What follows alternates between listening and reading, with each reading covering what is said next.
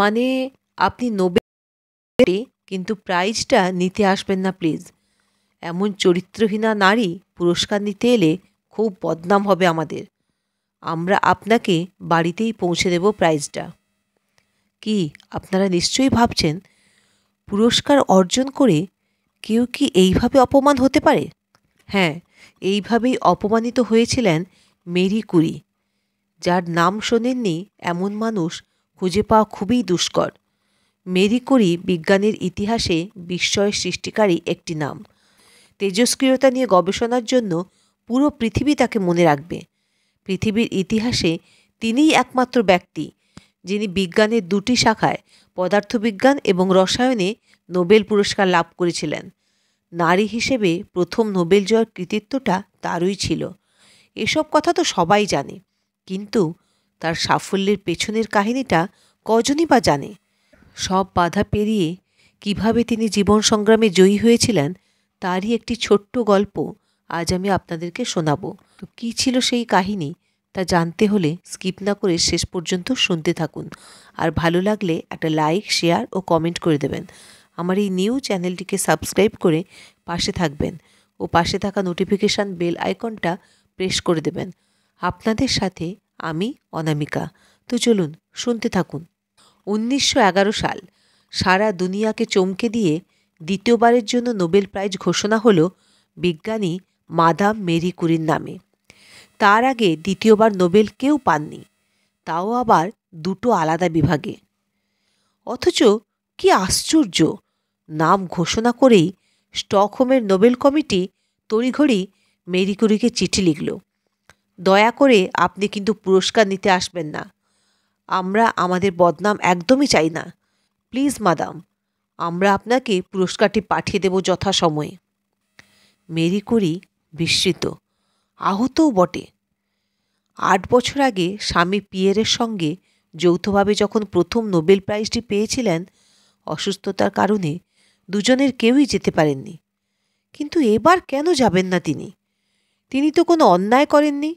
দৃঢ়ভাবে তিনি জানিয়ে দিলেন, আমি পুরস্কার নিতে যাবই, ধন্যবাদ। নোবেল কমিটি পড়ল মহা ফ্যাসাদে। মেরি কুরির নাম যখন ইন্টারনাল কমিটিতে চূড়ান্ত হয়েছে, তখনও অবধি যে তাদের হাতে এসে পড়েনি হাতে গরম ফরাসি সংবাদপত্রগুলো।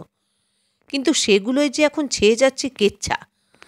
বিশ্বের অন্যতম সেরা বিজ্ঞানী মাদাম মেরি কুরি নাকি পরকীয়ায় লিপ্ত, তাও আবার মৃত স্বামীর ছাত্র পলের সঙ্গে।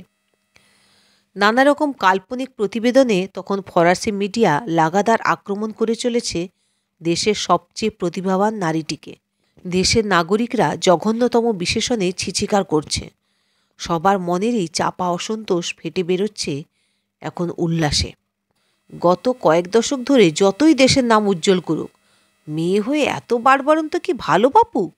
মেয়ে হয়েছ, আর্টস নিয়ে পড়ো, তা নয় সায়েন্সে গেছে। দেশের পুরুষগুলো সব বসে আছে, আর বড় বড় বিজ্ঞান সংস্থার মাথায় কিনা একটা মেয়ে মানুষ, আর যত সব পুরস্কার কিনা ওই মেয়ে মানুষ পাবে। বিখ্যাত প্যারিস বিশ্ববিদ্যালয়ে তাবড় তাবড় অধ্যাপকেরা পড়ানোর সুযোগ পান না, আর সেখানে কিনা প্রথম মহিলা অধ্যাপক হিসাবে জয়েন করেছেন মেরি কুরি। না, এতটা মেনে নেওয়া যায় না। সুযোগ যখন একটা পাওয়া গেছে, সেটা কেউ ছাড়ে? তার উপর মেরি ফ্রান্সের ভূমিকন্যা নন, পোল্যান্ডে জন্ম তার। অন্য দেশ থেকে উড়ে এসে জুড়ে বসায় জনসাধারণের আক্রোশ হয়তো আরও বেশি ছিল। নিজের জগতের এমনি বহু পুরুষ বিজ্ঞানী সহ্য করতে পারতেন না মেরিকে। তারাও পরোক্ষ সমর্থনে তাতাতে লাগলেন জনতাকে। কেউ কেউ আবার পল ও মেরির পরকীয়া নিয়ে আজগুবি সাক্ষাৎকার দিয়ে লাইমলাইটে আসতে চাইছিলেন। কেউ আবার অন্য কোনোভাবে। বিংশ শতকের গোড়ার রক্ষণশীল ইউরোপীয় সমাজ তখন ফুঁসছিল। এই মেয়েই কিনা আগে অহংকারের সুরে বলেছিল, মানুষ হওয়ার যাবতীয় অধিকার আমাদের সমাজে পুরুষরাই মনোপলি নিয়ে রেখেছে। উদ্ধত মেয়েটাকে এবার বাগে পাওয়া গেছে। মেরির স্বামী পিয়ের শুধু তার জীবনসঙ্গী ছিলেন না, ছিলেন গবেষণার সহকর্মী থেকে সবচেয়ে কাছের বন্ধু। সেই পিয়েরের হঠাৎ দুর্ঘটনায় মৃত্যু হলে মেরি একেবারে ভেঙে পড়েছিলেন। কাজে হারিয়ে ফেলেছিলেন উৎসাহ। সেই সাংঘাতিক মানসিক বিপর্যয়ে তিনি হয়তো মানসিক আশ্রয় খুঁজে পেয়েছিলেন পদার্থবিদ পল লজেভের কাছে। পল ছিলেন পিয়ের কুরিরই ছাত্র, মেরির চেয়ে বছরখানেকের ছোট। পলের সঙ্গে মানসিক আদান প্রদানে মেরি ক্রমশই জীবনের মূল স্রোতে ফিরে আসছিলেন। পল নিজেও বিবাহিত ছিলেন, যদিও স্ত্রীর সঙ্গে তার বিচ্ছেদ হয়ে গেছে আগেই। আলাদা থাকেন বহুদিন। দুই একাকিত্বে ভোগা বিজ্ঞানীর বন্ধুত্ব হয়তো দুজনকেই শান্তি দিচ্ছিল, কিন্তু পলের প্রাক্তন স্ত্রী জেনি কি করে যেন পেয়ে গেলেন দুজনের কিছু চিঠিপত্র। রাগে ক্ষোভে উন্মত্ত জেনি মেরিকে খুনের হুমকি তো দিলেনই, দেশের কাছে দেবী স্বরূপা মেরির ইমেজ একেবারে টুকরো টুকরো করে দিতে সেই চিঠিগুলো তুলে দিলেন মিডিয়ার হাতে। ব্যাস, আর কি, মিডিয়া লুফে নিল। সাধারণ চিঠির ওপর ক্রমাগত রং চড়িয়ে পরিবেশিত হতে লাগলো রগরগে কেচ্ছা। এমনকি কিছু কিছু কাগজে কিস্তিতে ছাপা হতে শুরু করল মেরি ও পলের কাল্পনিক প্রেম কাহিনী।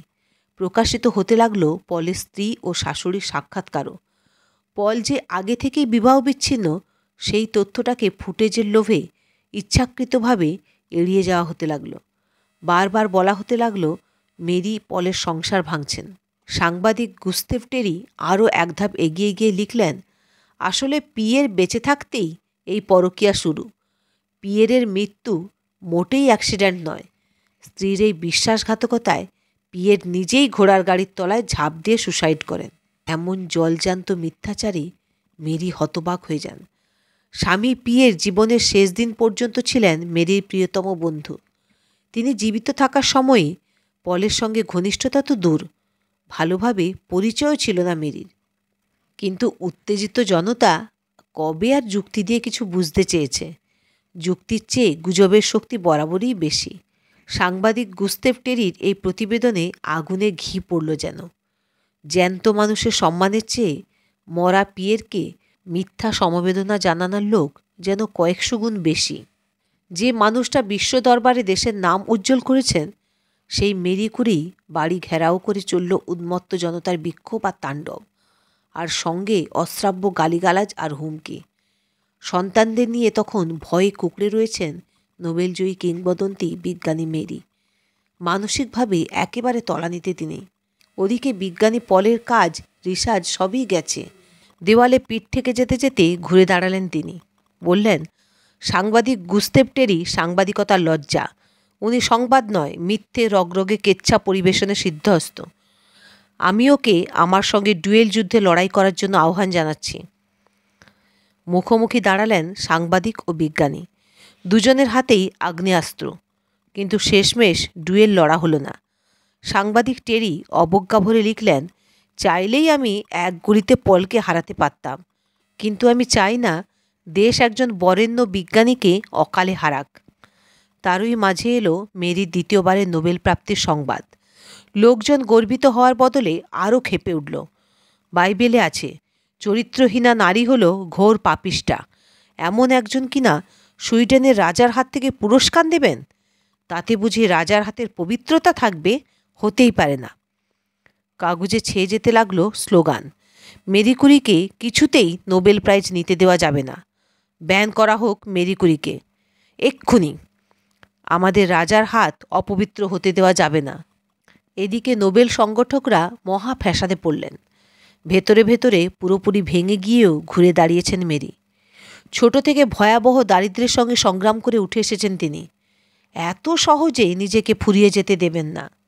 জ্যেষ্ঠা কন্যা আইরিন ও দিদি ব্রোনিয়াকে নিয়ে মাথা উঁচু করে স্টকহোম পৌঁছলেন তিনি। যাবতীয় বিক্ষোভকে হাওয়ায় উড়িয়ে দিয়ে সুইডেনের রাজার হাত থেকে বিশ্বের সর্বপ্রথম মানুষ হিসেবে নিলেন দ্বিতীয় নোবেল পুরস্কার। নোবেল প্রাইজ বক্তৃতায় বারবার বললেন স্বামী পিয়েরের কথা। ফরাসি মিডিয়া যদিও পাত্তাই দিল না এত বড় গৌরবটিকে। মেরির ওপর জঘন্য আক্রমণ চলতেই থাকত। একে নারী, তার উপর আবার সফল নারী। তাই নারীকে চারিত্রিক দোষ দিয়ে টুকরো করে দেওয়ার মতো বিজয় উল্লাস আর কিছুতেই নেই। চরম মানসিক জোর থাকা মানুষগুলোর শরীর কখনো কখনো তাদের মানসিক দৃঢ়তার সঙ্গে তাল মিলিয়ে চলতে পারে না। মন লড়ে গেলেও শরীর বিদ্রোহ করে। প্রবল প্রতিবাদের মধ্যে দেশে ফিরে মেরিও তাই করল। ফেরার সঙ্গে সঙ্গে এতটাই অসুস্থ হয়ে পড়লেন যে ভর্তি হতে হলো হাসপাতালে। দিন রাত তেজস্ক্রিয় পদার্থের সংস্পর্শে থাকতে থাকতে মেরির শরীরের অনেক কোষ তখন ক্ষতিগ্রস্ত, লিভার সাংঘাতিকভাবে ড্যামেজড। মিডিয়াকে এড়াতে অন্য নামে কেবিন বুক করতে হলো। কিন্তু সাংবাদিকরা আর দেশের জনতা তাতেও তাকে রেহাই দিল না। রটিয়ে দেওয়া হলো মেরি আসলে পলের অবৈধ সন্তানের মা হতে যাচ্ছিলেন, তাই গর্ভপাত করাতে গোপনে ভর্তি হয়েছেন হাসপাতালে। ছি ছি, কি লজ্জা! এত কিছুর পরও ভগ্নদেহে বাড়ি ফিরলেন মেরি। ধীরে ধীরে ফিরলেন কাজেও। রেডিয়াম ইনস্টিটিউটের ভবন তৈরি করা শুরু করলেন। ধীরে ধীরে যেতে লাগলেন নানা দেশের কনফারেন্সে। চলতে লাগলো তাকে নিয়ে আজকের ভাষায় ট্রোলও। তারপর শুরু হলো প্রথম বিশ্বযুদ্ধ। যে ফরাসি জনতা তাকে ছিঁড়ে খেয়েছে, সেই ফরাসি সেনাদেরই সেবা শুশ্রূষায় 18টি ভ্যানে এক্স-রে মেশিন নিয়ে মেরি পড়ে রইলেন যুদ্ধক্ষেত্রে। এ মাথা থেকে ও মাথা ছুটোছুটি করে দ্রুত রেডিও অ্যাক্টিভ এক্স-রে মেশিনে নির্ণয় করতে লাগলেন অসুখ, বাঁচাতে লাগলেন তাদের। কিন্তু এই লাগাতার নোংরা আক্রমণে ভেতরে ভেতরে প্রচণ্ডভাবে অবসাদগ্রস্ত হয়ে পড়েছিলেন তিনি। একই ভীষণ দরিদ্র পরিবারে জন্মেছিলেন। ছোট থেকে অকল্পনীয় সংগ্রাম করে উঠে এসেছিলেন তিনি। তারপর এই অপমান, অসম্মান, পরিশ্রম আর শরীর নিতে পারছিল না। যুদ্ধক্ষেত্রে মেরির এইসব কর্মকাণ্ডে মিডিয়া একটু থমকালো বটে, কিন্তু থামল না। বলল, লোকের কাছে ভালো সাজতে চাইছে এসব করে। এরপর যতদিন বেঁচে ছিলেন মনের দিক থেকে কোনো দিন স্বাভাবিক হতে পারেননি মেরি কুরি। মৃত্যুর আগে মেয়েদের বলে গিয়েছিলেন তাকে যেন কবর দেওয়া হয় স্বামী পিয়েরের কবরের ওপরেই। তাই হয়েছিল। বিস্ময়ের ব্যাপার, পল ও মেরির প্রেম পূর্ণতা পায়নি। কিন্তু কয়েক দশক পরে পলের নাতি মাইকেল ও মেরি কুরির নাতনি হেলেন একে অন্যকে বিবাহ করে সুখী দম্পতি হয়েছিলেন। কিছুদিন আগেই নভেম্বর মাস শেষ হলো। এই নভেম্বরেই সেই বিশ্ববরেণ্য বৈজ্ঞানিক মাদাম মেরি কুরির জন্মদিন, 7ই নভেম্বর। তার যুগান্তকারী আবিষ্কারগুলোর ওপর দাঁড়িয়ে আছে আজকের বিজ্ঞান।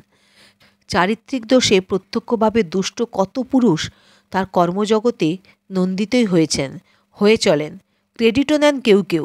অথচ ভাবতেও আশ্চর্য লাগে এত বড় বিজ্ঞানীও মহিলা হওয়ার অপরাধে কত বড় যন্ত্রণা সহ্য করেছিলেন। সব ধর্মগ্রন্থেই চরিত্রহীনা নারীর জন্য কড়া শাস্তির বিধান রয়েছে, কিন্তু চরিত্রহীন পুরুষের জন্য কোথাও কিছু লেখা নেই। মাদাম মেরি কুরি লড়াইয়ের দ্বিতীয় নাম, তখনকার পুরুষ শাসিত সমাজে এক উজ্জ্বল নক্ষত্র। আপনি যদি অত বছর আগে পেরে থাকেন, আমরাও তার 1% হলেও নিশ্চয়ই পারব। তো শ্রোতা বন্ধুরা, মাদাম মেরি কুরির এই জীবন সংগ্রামের কাহিনী আপনাদের কেমন লাগলো একটা কমেন্ট করে জানাবেন। আরও নানা ধরনের গল্প শুনতে হলে আমার চ্যানেলটিকে একটা সাবস্ক্রাইব করে দেবেন প্লিজ। Thanks for watching.